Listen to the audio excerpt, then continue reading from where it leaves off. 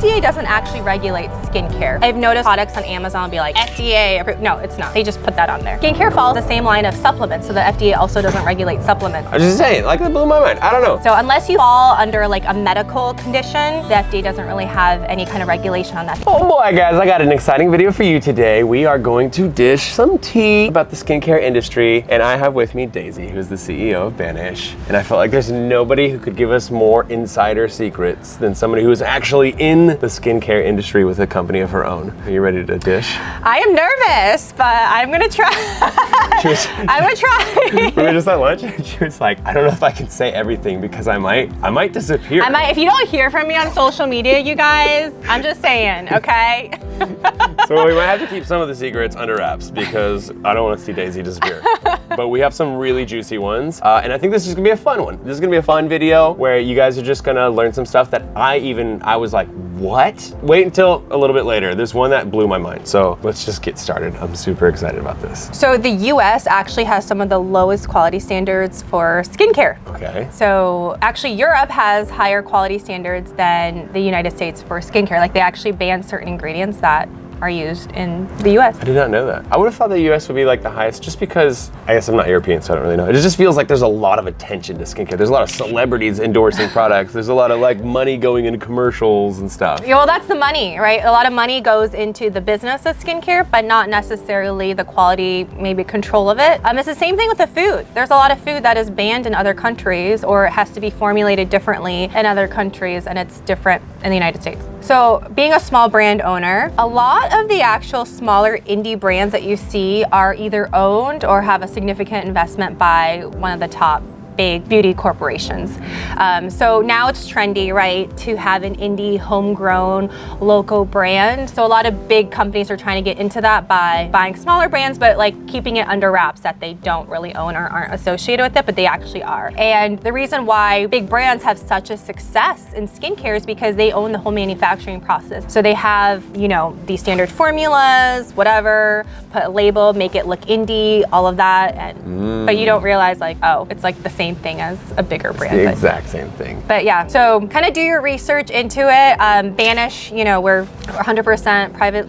We're not owned by any big company or anything like that. Right, yeah, like that. So yeah, I just think that's interesting. And also with these big brands, they can develop and make products at such a cheaper cost, right? Because they have all of that process in place and like they have their whole manufacturing plant. And sometimes they'll make almost the exact same formulation, but slap a different brand on it and price it for significantly higher and then create the other like lower brand. And then sometimes you think you're buying a brand that's made in somebody's like small batch made corporation, and then it's actually made in huge batches, and so you're not getting the benefits of it being small batch made and still being like super fresh. It's also made in like 100,000 units at a time, sits on a shelf for like a year. Yeah, and another thing to know is that, okay, so here's another secret.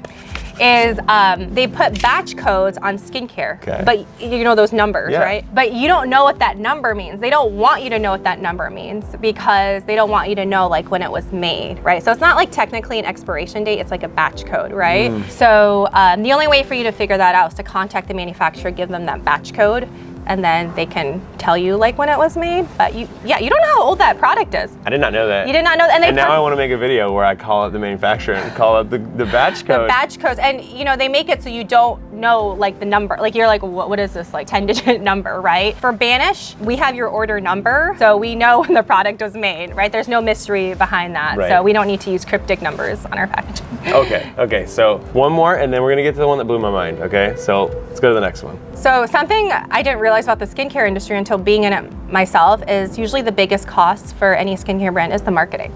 A huge part of it is marketing. Skincare is the most competitive industry out there. Ask anybody in business, like it is the most competitive industry. So there's you need a lot of marketing dollars and budget to get your brand out there. And this is why we see an influx of celebrity skincare brands, because now you don't need millions of dollars to have a celebrity endorse it. They just have their own line. So as for the consumer, I think it's really, really important that you're doing your research and reading the ingredient labels of your products, not really looking at the marketing. part of it, right? Because the marketing budget doesn't really make the products better. So you as a consumer need to look at what's in the products. It's kind of like me when I shop for granola bars for my daughter. I don't look at the packaging. I don't look at what it says, like made with real blueberry. Like, what does that mean, right? Like, I'll look in the ingredient list. Does it have high fructose corn syrup? Like, instant no, right? Look at the nutrition label. So you really want to do your due diligence in ingredient lists instead of like buying into the marketing. Yeah, don't get distracted by the colors, or like if they do have a celebrity endorsement, things like that. That doesn't really change anything. It just changes the visual of it. Right.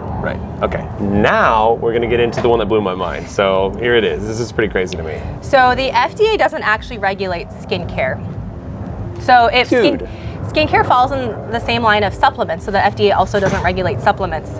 I knew that. I knew supplements, which also blows my mind because you're putting stuff into your body that's claiming to do things. But it just blows my mind because I think like skincare, skin is an organ. You're literally caring for a part of your organs. I would say that falls under health care. And so I just thought there were stringent codes and safety laws and testing. So no one has to go through the FDA to release moisturizers No, there's ways to be FDA compliant and there's ways to manufacturing guidelines with the FDA, but it's more of just like a free-for-all, right? So even like, I've noticed products on Amazon be like FDA approved. No, it's not. They just put that on there. So unless you fall under like a medical condition, the FDA doesn't really have any kind of regulation on that. The only thing they regulate in skincare is like the kind of color that is used, because there's some that are not allowed. But I mean, Banish, we don't use any artificial color, so it doesn't really apply, but yeah. Tell me that doesn't blow your mind. I'm just saying, like that blew my mind. I don't know. I'm just saying in the United States, there's very low regulation for this kind of industry, and I really hope it changes, right? Me too. I really hope there is more regulation, but see?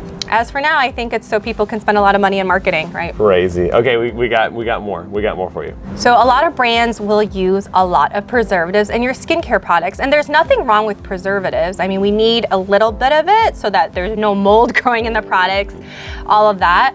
But sometimes a lot of preservatives can actually irritate your skin. And the reason why they put a lot of preservatives is it's just cheaper to do everything all at once and to have it sit somewhere, and then distribute it than doing it one by one by one like we do, right? So if you have very sensitive skin, look for something with fewer preservatives. I actually have a crazy story about this. I did a skincare testing video where I went and did like drugstore, just different products you get at the drugstore and see how it did in my face and like patch testing and all that kind of stuff. And I was looking at the ingredients on one of them. I can't remember the name off the top of my head, which that ruins some of the story. I wish I could. But I was looking at the back and I saw one that had just like this really long, I was like, what is it? So I Googled it and it turned out to be formaldehyde. And so one of the preservatives they're using is formaldehyde, which is also used to embalm human beings. Do you know what kind of product it was? Like a cream? Off the top of my head, I think it was a face mask kind of thing. Yeah. Are you serious? And you're putting that on your face. Yeah, for like 10, 15 minutes. Yeah, it blew my mind. I know, and you have to be careful. Like, I remember when I don't color my hair obviously anymore, but when you get like, was it the straightening treatments? It's like formaldehyde. I didn't know that. And they're like heating it, putting it in here like for hours. Again, I thought the FDA was gonna take care of that for me, but I guess not. So yeah, maybe look on the back and see if there's formaldehyde in your skincare product. Crazy. And then they'll put it like in a word that you like don't know, exactly. Right? Because they don't want you to know, put the two and two together. So this is why I say, like, as a consumer, you go through the ingredient list, you're gonna do your research, and legally you have to put the ingredient list like on your website and stuff. So just look at it before you buy it. Yep. A lot of brands will test on animals because testing on animals is a lot cheaper than doing human patch testing, but there's absolutely really no reason to test on animals. So and Banish doesn't. We do not test on animals now. There's really no reason to do. There's other ways that you can do it. This is a huge reason, other than like me always talking about the ingredients being backed by science and actually being proven to work. For me, like some of you guys might not know, I'm plant-based, I'm vegan, and it's like a huge ethical reason behind doing that. And so when I was looking at all this stuff, all cruelty-free, and that was just a huge plus for me because I just really, again, it's a little more expensive, but I just don't see why you have to test on like rabbits. It just that it vibed with me, it resonated. So that's one that is not the same with a lot of other skincare brands. I learned that a lot of times the cost of the packaging is actually more expensive than the actual product itself. So there's just a lot of money about the display of the product, right? The marketing, the display. the fragrance, the feel, but doesn't really go into the actual ingredients and quality of the product. So even when I started Banish, like the packaging is very, very simple, very, very minimal, because I didn't want to be distracted by it. But you know, when you have these very elaborate packaging, I mean, everything that increases the cost of the product. You think about the shipping, the distribution, you know, if it's a bigger packaging, right? The materials, all of that, it definitely increases the cost of the product, and actually might be more than the actual product itself. And for me, like, I'm a very practical person. I don't think there's any reason why we should put so much money in the packaging when you're just gonna put it in the garbage anyways. Right. You know? Yeah, some will come with like a whole box and it folds open. There's like 5 steps in there. And Like it comes sequins and like It's a lot. little glitter thing. Yeah, I don't know. Okay, so there's just some of the tea. I feel like we could probably make a part 2 of this at some point, but I just feel like some of those I did know, a lot of those I didn't know. And I still am kind of mind blown about the FDA thing, but I'll let it go for now.